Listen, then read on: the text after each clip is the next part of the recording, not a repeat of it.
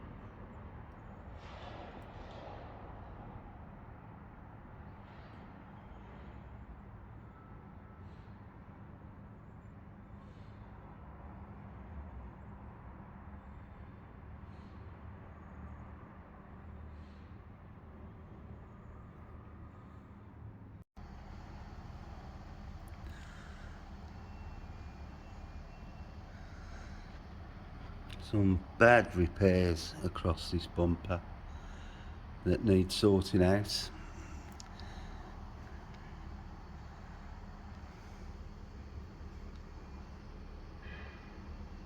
You can actually see DA marks in there.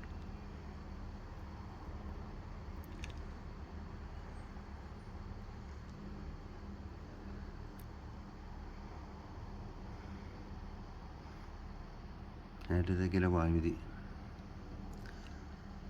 Right, a nice scar there to sort out.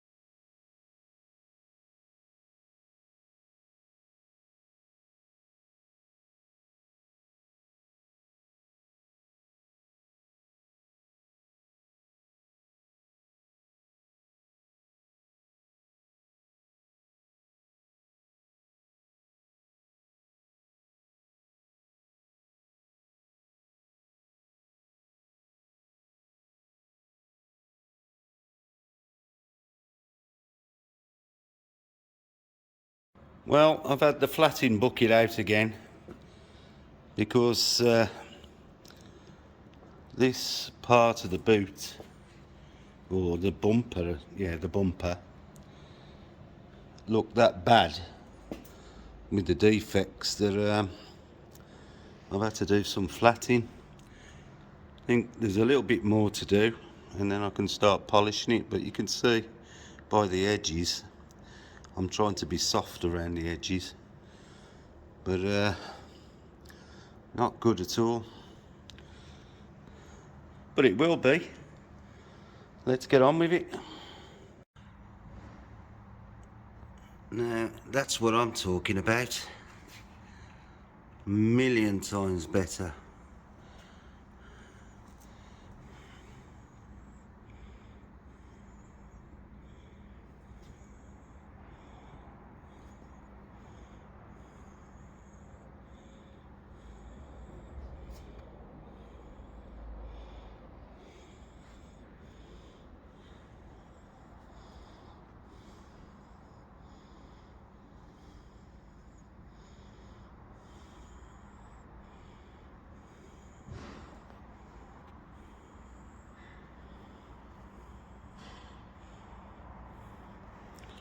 Get on with the rest of the bumper now.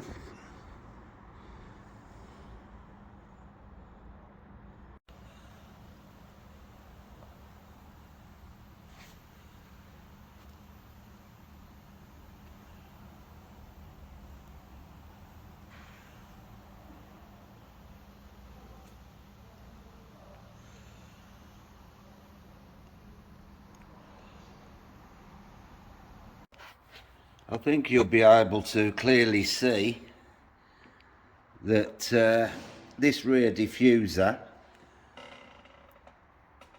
has been painted, and they haven't even bothered to even try and polish it. I've just done this corner, and as you can see there's a vast difference. So I'm moving on to this section now, see if we can't bring this up somewhat. I know it's a part of the car that you don't get on your hands and knees to look at, but it needs to be better than that. Right, let's get on as best I can. I'm using, at the moment I've got a medium cut pad, and I'm using, for the first time and been well impressed, is the Kosh Chemie H901. It's got a cut of 9 and gloss level of 5, but I'm quite impressed with it at the moment. And to be honest, when you get a job like this you need all the help you can get. So I'm going to crack on, see what we can get it up like.